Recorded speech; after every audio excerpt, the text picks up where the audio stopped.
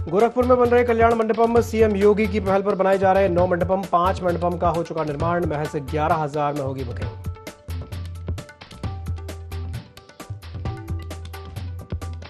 हापुड़ में भगवान जगन्नाथ की रथ यात्रा निकली, श्रद्धालुओं की उमड़ी भारी भीड़, जयकारों से गूंजा पूरा शहर।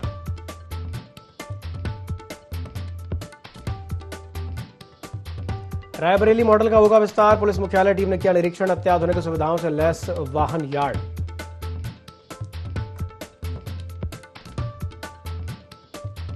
भगवान श्री कृष्ण पर कथित टिप्पणी को लेकर लखनऊ में बड़ा विवाद। मौलाना जर्जिस अंसारी के बयान का हिंदू महासभा ने किया विरोध। बड़ी संख्या में कार्यकर्ता हजरतगंज कोतवाली पहुंचे।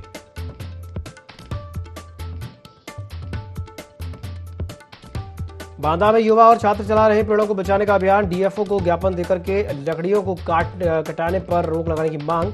बांदा में इस बार सबसे ज्यादा गर्मी पड़ी है।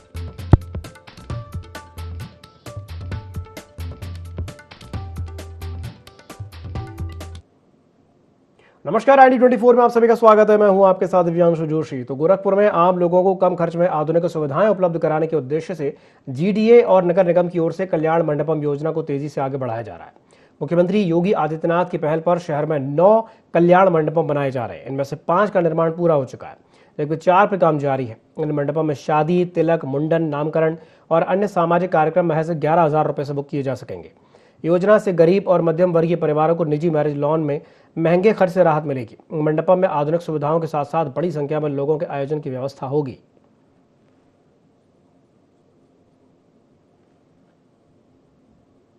मंडपम तो जो है वो जीडीए और नगर निगम दोनों के द्वारा बनाए गए हैं और जीडीए के तत्वाधान में करीब 9 जो है कल्याण मंडपम हमारे यहाँ पर हैं, जिसमें से 5 का अनावरण हो चुका है और जो अभी का कार्य कर रहे हैं, जहाँ पर तमाम तरह के जो कार्यक्रम हैं वो यहाँ पे कराए भी जा रहे हैं। और इसके साथ साथ जो हमारे बाकी 2 हैं वो भी with in next 20 to 30 days जो हैं वो जो माननीय मुख्यमंत्री जी के द्वारा उनका अनावरण किया जाएगा, लोकार्पण किया जाएगा।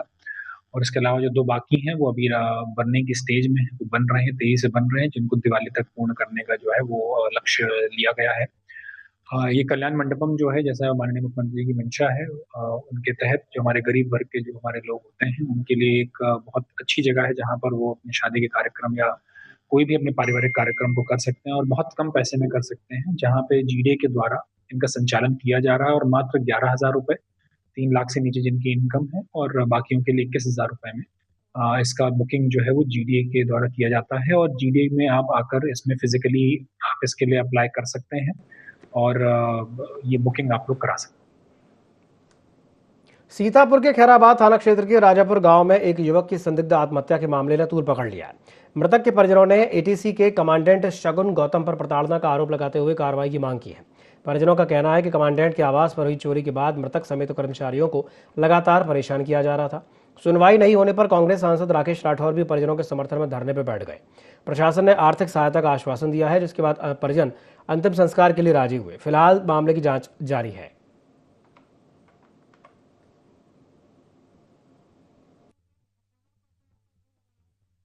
सरिता पाल है। इनके पति शैलेंद्र पाल को 25 तारीख को एटीसी के कुछ पुलिसकर्मी लेके गए। ये वहाँ पे कमांडेंट के खाना बनाने का काम करते हैं, साफ सफाई का काम करते थे। उनके यहाँ कहीं चोरी हुई होगी। चोरी के शक में 25 तारीख के शाम को इनको ले गए और फिर 26 को इनका कोई पता नहीं चला। 27 तारीख को शाम को ये आए तो परिवार के लोगों का कहना बुरी तरीके से पीछे बढ़ते बनी थी, बुरी तरीके से मारा गया था, डंडों के निशान थे। ये सिलसिला 12-13 तारीख तक चलता रहा। सुबह 6 बजे बुला लिए जाते थे और शाम को देर रात में 11 बजे छोड़े जाते थे। इस बीच वो घर आके रोते थे, अपनी चोटें दिखाते थे, तकलीफें दिखाते थे। इसी प्रताड़ना से तंग आके उन्होंने सल्फास खा के अपनी जान को, अपने जीवन लीला को समाप्ति किया। मेरे आए तो हमको लगा कि इनको न्याय की आवश्यकता है, इनको भी इंसाफ होना चाहिए। पुलिस और प्रशासन विभाग के से जो उनको तसल्ली दी गई उससे वो लोग संतुष्ट हैं। बड़ी खबर लखनऊ से, जहां पर ट्रैफिक पुलिस की बड़ी कार्रवाई देखने को मिली है। डीसीपी ट्रैफिक के निर्देशन पर अभियान चलाया गया। बीच सड़क पर वाहन खड़े करके जाम लगाने वालों पर शिकंजा कसा गया है। कार्रवाई के दौरान 3 अर्टिगा वाहन सीज किए गए। इसके अलावा करीब 1 दर्जन वाहनों का चालान किया गया। ट्रैफिक पुलिस ने नियमों का पालन करने की अपील की है। तो एक खबर आपको बता रहे हैं लखनऊ से, जहां पर ट्रैफिक पुलिस ने बड़ी कार्रवाई की है। डीसीपी ट्रैफिक के निर्देशन पर अभियान चलाया गया और बीच सड़क पर वाहन खड़े कर जाम लगाने वालों पर शिकंजा कसा गया। और इस कार्रवाई के दौरान 3 अर्टिगा वाहन सीज किए गए। इसके अलावा करीब 1 दर्जन वाहनों का चालान काटा गया है। ट्रैफिक पुलिस ने नियमों का पालन करने की अपील की है।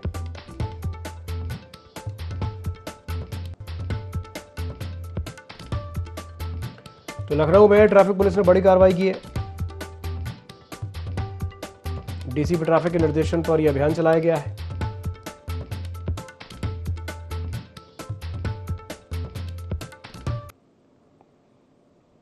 बड़ी खबर अमरोहा से है, जहां पर महात्मा ज्योतिबा फुले नगर बहाल करने की मांग को लेकर के जोरदार प्रदर्शन देखने को मिला। रामलीला मैदान से तहसील तक विशाल जुलूस निकाला गया। प्रदर्शनकारियों ने महात्मा ज्योतिबा फुले नगर को फिर से बहाल करने की मांग उठाई है। सैनी समाज समेत कई सामाजिक संगठनों ने प्रदर्शन में भाग लिया। बड़ी संख्या में लोग तहसील पहुंचे हैं और राज्यपाल के नाम एसडीएम को एक ज्ञापन सौंपा है। प्रदर्शन महात्मा ज्योतिबा फुले संयुक्त मोर्चा के बैनर तले आयोजित किया गया। प्रदर्शन मंडी धनौरा के रामलीला मैदान से शुरू हुआ है। प्रशासन ने ज्ञापन लेकर के नियमानुसार कार्रवाई का आश्वासन दिया है। तो खबर आपको बता रहे हैं अमरोहा से, महात्मा ज्योतिबा फुले नगर बहाल करने की मांग को लेकर के जोरदार प्रदर्शन देखने को मिला है।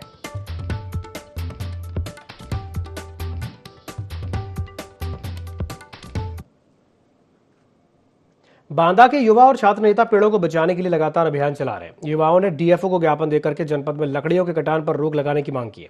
आपको बता दें कि बांदा जनपद इस बार गर्मियों में विश्व का सबसे गर्म जनपद रहा है। इसके बावजूद जनपद से प्रतिदिन लकड़ी काट करके बाहर भेजी जा रही है। युवाओं ने बताया कि जनपद के गिरवा, नरैनी, करतल और शहर के रिंग रोड में बड़े बड़े टॉल्स चल रहे हैं, जहां बेतरतीब लकड़ियों को काट काट करके बेचा जा रहा है।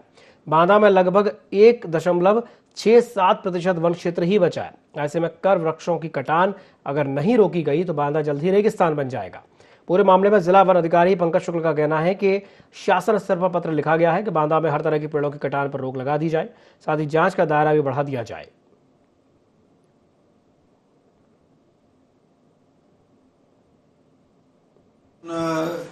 छात्रों के द्वारा दिया गया है और इसमें जो बबूल और यूकेलिप्टस और जो दीगर वृक्ष कटान हो रहे हैं, इनमें नियंत्रण की बात कही गई है। मैं सहमत हूँ कि बांदा में पर्यावरण को देखते हुए इन पे नियंत्रण होना चाहिए।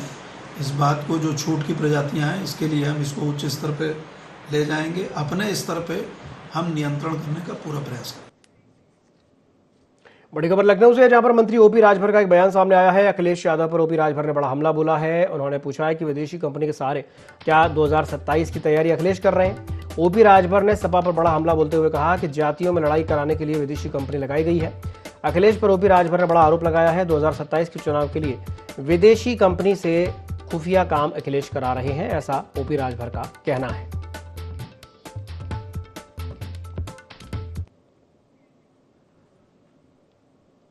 खबर ललितपुर से, जहां पर पुलिस और स्वाट टीम ने दुष्कर्म के मामले में फरार चल रहे तीसरे आरोपी को मुठभेड़ के दौरान गिरफ्तार कर लिया। आरोपी के पैर पर गोली लगी है, जिसे इलाज के लिए अस्पताल में भेजा गया है। पुलिस के मुताबिक आरोपी मध्य प्रदेश के चंदेरी की ओर कार से भाग रहा था, तभी कार्रवाई की गई। पुलिस ने आरोपी के पास से अवैध तमंचा, कारतूस, मोबाइल फोन, शराब की बोतल और बलेनो कार बरामद की है। मामले में 2 आरोपियों को पहले ही गिरफ्तार करके जेल भेजा जा चुका है।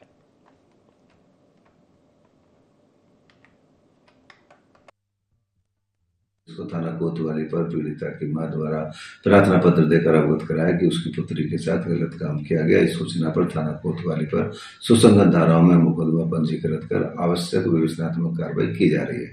अभी तक की विवेचनात्मक कार्रवाई से पता चल रहा है कि पीड़िता के अभियुक्त बादल राजा के साथ पिछले 4 वर्ष से प्रेम प्रसंग थे तथा पीड़िता स्वेच्छा से ही बादल राजा के साथ गाड़ी में बैठकर गई थी। पुलिस द्वारा पूर्व में ही 2 अभियुक्त बादल राजा व रविशंकर को गिरफ्तार किया जा चुका है। आज तीसरे अभियुक्त सुरेंद्र को पुलिस मुठभेड़ में गिरफ्तार किया गया है।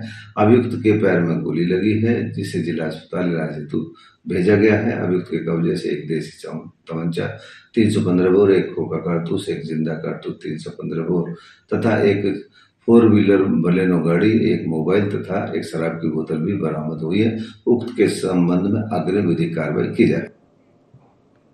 रेलवे के माध्यम से बिना मंडी शुल्क और गेट पास से के मक्का भेजने के प्रयास को प्रशासन ने विफल कर दिया। जिलाधिकारी के निर्देशन पर राजस्व एवं प्रशासनिक टीम ने संयुक्त छापेमारी करके 24,900 क्विंटल मक्का के मामले को पकड़ा है। एटा में जांच में बिना वैध दस्तावेजों के मक्का परिवहन किए जाने की बात सामने आई थी, जिस पर प्रशासन ने 8,72,000 रुपए से ज्यादा का मंडी शुल्क और जुर्माना लगाया। जिलाधिकारी ने कहा है कि राजस्व चोरी किसी भी कीमत पर बर्दाश्त नहीं की जाएगी और दोषियों के खिलाफ कठोर वैधानिक कार्रवाई की जाएगी। प्रशासन की इस कार्रवाई से अवैध कारोबारी में हड़कंप मच गया है।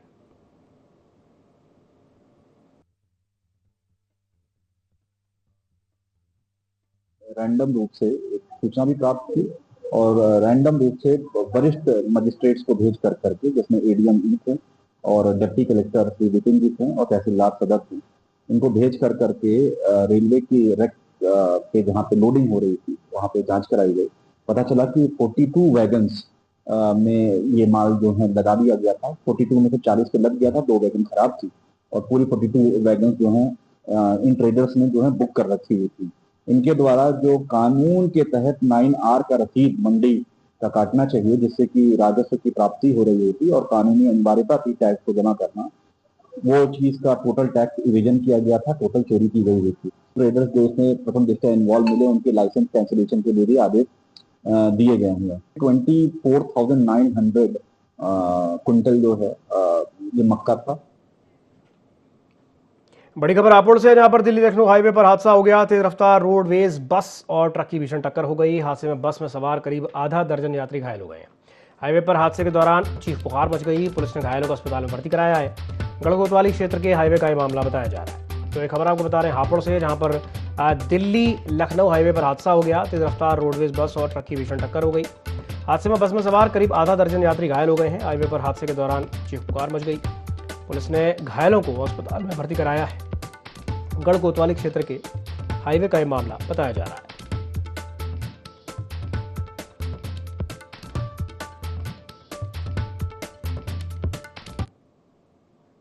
उत्तर प्रदेश में मत्स्य पालन को बढ़ावा देने के लिए योगी सरकार ने नई पहल शुरू की है। राजधानी लखनऊ में मत्स्य मंत्री डॉक्टर संजय निषाद ने मत्स्य पालकों के हित में 7 नई योजनाओं से जुड़े पोर्टल का शुभारंभ किया। मंत्री ने कहा कि डिजिटल व्यवस्था से लाभार्थियों को पारदर्शी तरीके से अनुदान और आर्थिक सहायता मिल सकेगी। सरकार का लक्ष्य मत्स्य उत्पादन बढ़ाने के साथ साथ मत्स्य पालकों की आय में वृद्धि करना है। उन्होंने बताया कि प्रदेश मत्स्य उत्पादन में देश में अग्रणी बन चुका है और अब मत्स्य बीज उत्पादन में आत्मनिर्भरता की दिशा में तेजी के साथ आगे बढ़ रहा है।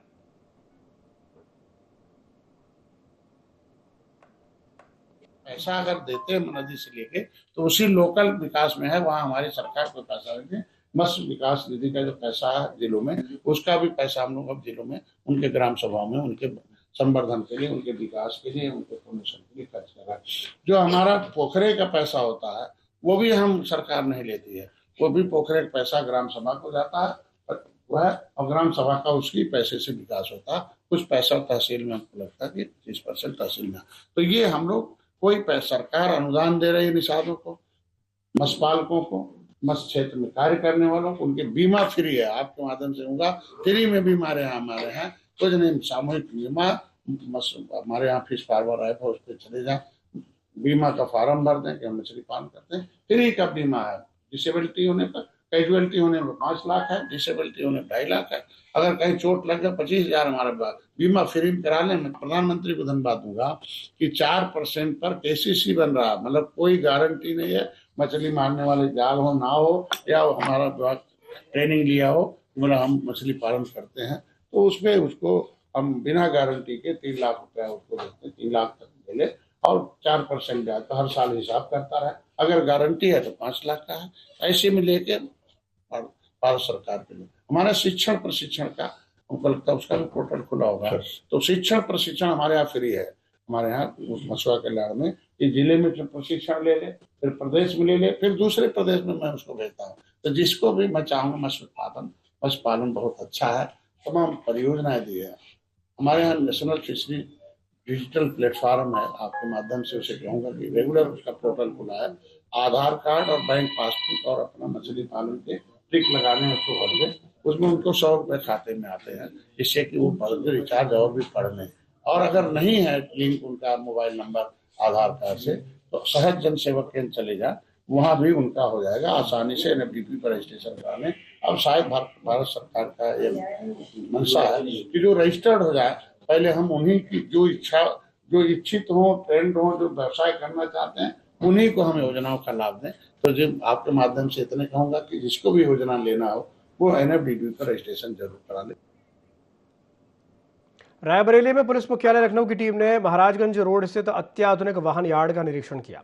टीम का उद्देश्य रायबरेली मॉडल का अध्ययन करके प्रदेश के अन्य जिलों में भी इसी तरह के वाहन यार्ड विकसित करना है। करीब 3 एकड़ में बने इस यार्ड में जिले के थानों से जब्त और आरटीओ द्वारा सीज किए गए वाहनों को सुरक्षित रखा जाता है। यहाँ वाहनों के रखरखाव के साथ साथ रिकॉर्ड संधारण के लिए भी आधुनिक व्यवस्थाएं मौजूद हैं। निरीक्षण के दौरान टीम ने यार्ड की व्यवस्थाओं की जानकारी ली और सराहना भी की। जनपद रायबरेली में जिला स्तरीय व्हीकल यार्ड बना हुआ है, थाना महाराजगंज क्षेत्र में है। वहां पर लगभग 4000 की क्षमता के हिसाब से हम वहां पर वाहन खड़े कर सकते हैं, जिसमें जो माल मुकदमाती वाहन होते हैं या एआरटी के द्वारा जब्तीकरण की जाती है, उन वाहनों को भी वहां पर खड़ा किया जाता है। पीएचक्यू के द्वारा उस यार्ड का निरीक्षण किया गया। उस यार्ड की तर्ज पर अन्य जनपदों को भी चीजें स्टैब्लिश करने के लिए प्लान कर रहा है, जिसमें हमारे यार्ड में 6 कैमरे स्टैब्लिश हैं जो लगातार संचालित हैं। उसके अलावा यार्ड में फेंसिंग हो रखी है। फेंसिंग के अलावा वहाँ पे एक उपनिरीक्षक तथा गार्ड लगे हुए तथा 2 कंप्यूटर ऑपरेटर वहाँ पर हर समय 24 घंटे काम करते हैं। यार्ड में सिस्टमेटिक तरीके से वाहन को खड़ा करने के लिए यार्ड को हमने 2-2 हिस्सों में प्रत्येक थाने को विभक्त करके प्रदान कर दिया गया है, जिसमें थाने वाइज वाहनों को खड़ा किया जाता है। यार्ड को और हम उच्चीकृत करने के लिए कोशिश कर रहे हैं। इसमें यार्ड में और बेहतर फैसिलिटी हो सके और जिससे जो थानों पर माल मुकदमाती होता है, खराब हो रहा था, यार्ड में सुरक्षित रहता है और समय से भी निस्तारित किया जा रहा है। बड़ी खबर लखनऊ से, जहां पर पूर्व सीएम अखिलेश यादव पीडीए यात्रा का शुभारंभ करेंगे। अगस्त 30 पीडीए रथ यात्रा निकाली जाएगी। 23 अगस्त के बाद यात्रा शुरू करने की तैयारी है। हिंदू धार्मिक स्थल से शुरुआत की चर्चा है। यात्रा को लेकर के समाजवादी पार्टी में मंथन जारी है। भारतीय जनता पार्टी को घेरने की रणनीति पर फोकस है। 2027 के चुनाव से पहले माहौल बनाने की तैयारी है। गैर पारंपरिक हिंदू वोटर्स तक पहुंच की कोशिश सपा कर रही है। पीडीए के जरिए सामाजिक समीकरण साधने की भी कवायद से कहा जा रहा है। तो ये बड़ी खबर आपको बता रहे हैं लखनऊ से, जहां पर अखिलेश यादव अगस्त के अंत से पीडीए रथ यात्रा निकालेंगे। 23 अगस्त के बाद इस यात्रा की शुरू होने की तैयारी है। 2027 के चुनाव से पहले माहौल बनाने की कोशिश समाजवादी पार्टी कर रही है। गैर पारंपरिक हिंदू वोटर्स तक पहुंच बनाने की कोशिश के तौर पर इसे देखा जा रहा है और पीडीए के जरिए सामाजिक समीकरण साधने की कोशिश है। तो पीडीए यानी कि पिछड़ा, दलित और अल्पसंख्यक तक पहुंच बनाने की कोशिश समाजवादी पार्टी कर रही है। हिंदू धार्मिक स्थलों से इसकी शुरुआत की जाएगी।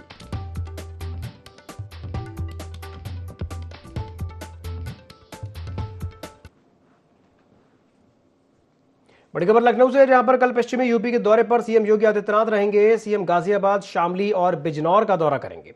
गाजियाबाद में 795 करोड़ की 88 परियोजनाओं का लोकार्पण और शिलान्यास होगा। शामली को 617 करोड़ की 90 विकास परियोजनाओं की सौगात मिलेगी। बिजनौर में 1003 करोड़ से ज्यादा की 76 परियोजनाओं का लोकार्पण और शिलान्यास होगा। एक ही दिन में 3 जिलों में विकास परियोजनाओं का शुभारंभ किया जाएगा।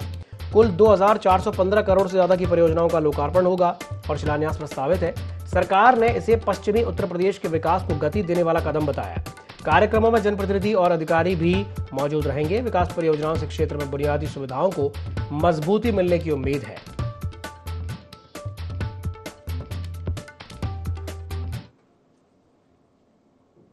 बड़ी खबर लखनऊ से, जहां पर अबू धाबी के लिए सीधी उड़ान सेवा शुरू हो गई है। एयर इंडिया एक्सप्रेस ने Lucknow Abu Dhabi direct flight की शुरुआत कर दी है। लखनऊ एयरपोर्ट से रोजाना दोपहर 3:15 पर अबू धाबी के लिए उड़ान भरी जाएगी और अबू धाबी से शाम को 6:45 पर रवाना होकर रात को 12:20 पर यह फ्लाइट लखनऊ पहुंचेगी। अब दिल्ली या मुंबई होकर के जाने की जरूरत नहीं है। नई उड़ान सेवा से यात्रियों के समय और किराए दोनों की ही बचत होगी। तो लखनऊ की अंतर्राष्ट्रीय कनेक्टिविटी को एक बड़ा बूस्ट मिलने जा रहा है। सीधी उड़ान सेवा से पर्यटन और व्यापार को नई रफ्तार मिलने की उम्मीद है। तो अब दिल्ली या मुंबई होकर के जाने की जरूरत नहीं है। डायरेक्ट लखनऊ से अबू धाबी के लिए उड़ान शुरू हो गई है। नई उड़ान सेवा से यात्रियों को समय और किराए दोनों की बचत होगी।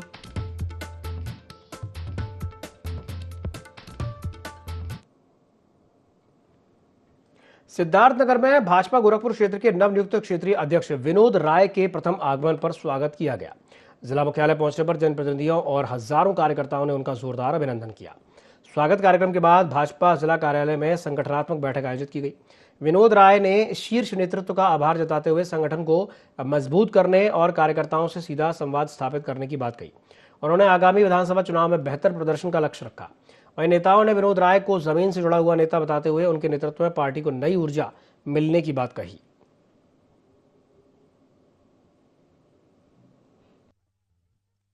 पार्टी ने जिम्मेदारी दिया है उसका हम निर्वहन करेंगे और 2017 में जितनी सीट हम जीते हैं उससे ज़्यादा सीट जीत करके पार्टी के झोले में डालने का पूरा प्रयास करूंगा। पूरा आपसे चुनाव तक प्रत्येक दिन मैं चुनाव लड़ूंगा। हर मंडल में किसी न किसी मंडल में प्रवास करूंगा, कार्यकर्ताओं से बातचीत करूंगा, संवाद करूंगा और जो हमारा स्ट्रक्चर है पार्टी संगठन का उस स्ट्रक्चर को चुस्त दुरुस्त करूंगा। उस स्ट्रक्चर को चुस्त दुरुस्त करके हम निश्चित रूप से सभी विधानसभाएं जीतने का पूरा प्रयास करूंगा। हम लोग के नवनियुक्त क्षेत्रीय अध्यक्ष जो गोरखपुर क्षेत्र के नवनियुक्त क्षेत्रीय अध्यक्ष श्री विनोद राय जी हैं, इनका आज जनपद में प्रथम आगमन था। कार्यकर्ताओं में गजब का उत्साह है और ये दिखाता है कि आने वाला समय जो 2026-27 में जो विधानसभा चुनाव होने हैं, अपने भाजपा के कार्यकर्ताओं में एक नया उत्साह, उमंग, जोश है। पूरे कार्यकर्ता चिलचिलाती धूप में आप स्वयं देख रहे हैं कि इतनी बड़ी संख्या में कार्यकर्ता आए हुए हैं। गगनभेदी नारों से उनका स्वागत हो रहा है। आज उसका बॉर्डर से लेके इस साड़ी चौराहे तक बहुत ही दिव्य रूप से उनका स्वागत हुआ है और कार्यकर्ताओं में बहुत उत्साह है, उमंग है कि हमारे क्षेत्रीय अध्यक्ष जी जमीन से जुड़े हुए नेता हैं और ये कार्यकर्ताओं की सुनते हैं, कार्यकर्ताओं के बीच में रहते हैं। खबर लखनऊ से, जहां पर श्री कृष्ण पर कथित टिप्पणी को लेकर के विवाद बढ़ गया है। मौलाना जर्जिस अंसारी के एक बयान का हिंदू महासभा ने कड़ा विरोध किया है। बड़ी संख्या में कार्यकर्ता हजरतगंज कोतवाली पहुंचे और मौलाना के खिलाफ एफआईआर दर्ज करने की मांग उठाई है। मौलाना जर्जिस के पोस्टर्स को पैरों से रौंदा गया है। प्रदर्शनकारियों ने धार्मिक भावनाएं आहत करने का आरोप लगाया। सरकार से सख्त कार्रवाई की मांग की गई है। कोतवाली परिसर में विरोध प्रदर्शन करके आक्रोश जताया गया और इस मामले को लेकर के शहर में सियासी और सामाजिक हलचल भी तेज हो गई है।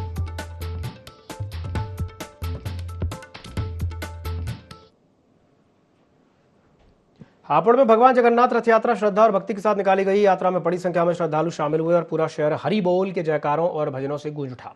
जगह जगह लोगों ने पुष्प वर्षा और पानी की बौछार करके रथ यात्रा का स्वागत किया। भगवान जगन्नाथ के दर्शन के लिए श्रद्धालुओं की भारी भीड़ उमड़ पड़ी। सुरक्षा व्यवस्था को लेकर चप्पे चप्पे पर पुलिस बल तैनात रहा और प्रशासन ने पुख्ता इंतजाम किए।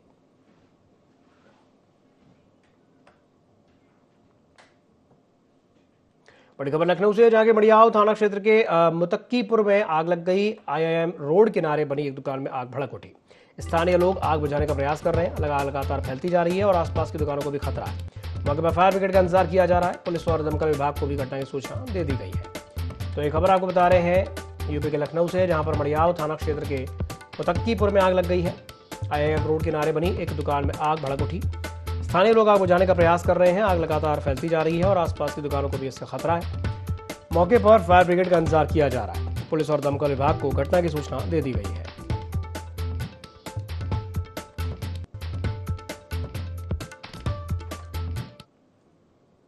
रायबरेली के ऊंचाहार कोतवाली क्षेत्र के कमालपुर गांव में ग्रामीणों ने सतर्कता दिखाते हुए एक कथित गांजा तस्कर को पकड़ लिया। ग्रामीणों के अनुसार उनके पास से करीब 27 किलो गांजा बरामद हुआ है। सूचना पर पहुंची पुलिस ने आरोपी को हिरासत में लेकर के मादक पदार्थ जब्त किया है। तस्कर के साथ अन्य आरोपी अंधेरे का फायदा उठाकर के फरार हो गए। पुलिस ने मामला दर्ज करके फरार आरोपियों की तलाश शुरू कर दी है।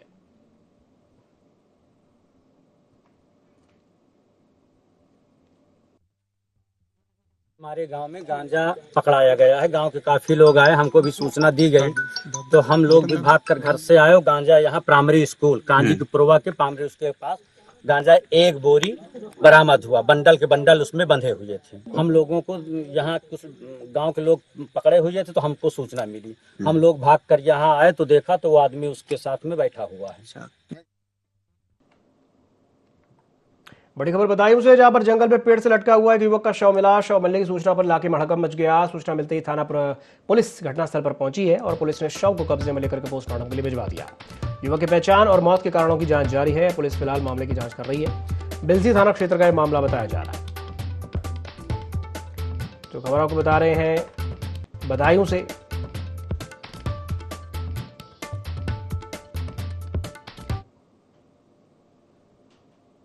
इसी के साथ बुलेटिन में फिलहाल के लिए इतना ही। दीजिए इजाजत, नमस्कार।